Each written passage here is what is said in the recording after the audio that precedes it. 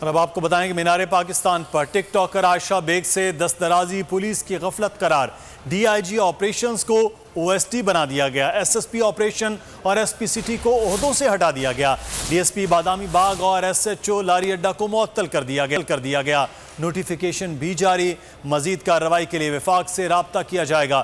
ٹک talker پر جنسی تشدد میں ملوث 20 سے زائد ملزمان گرفتار کر لیے گئے، عمر قید یا سزائے موت کی دفعہ کے تحت کارروائی کی جا رہی ہے۔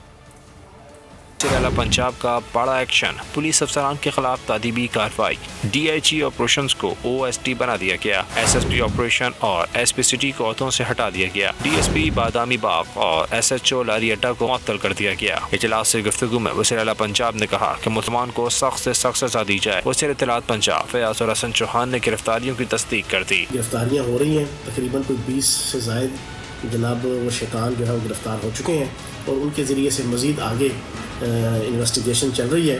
اور سب سے امپورٹنٹ چیز یہ ہے کہ اس میں سول اور ملٹری تمام ایجنسیز جو ہے وہ ایک دوسرے کے ساتھ کوارڈینیشن کر کے اس انویسٹیگیشن کو آگے بڑھا رہی ہیں۔ گرفتاریاں 18 سالہ ملزم حذیفہ کی نشاندہی پر ہوئیں۔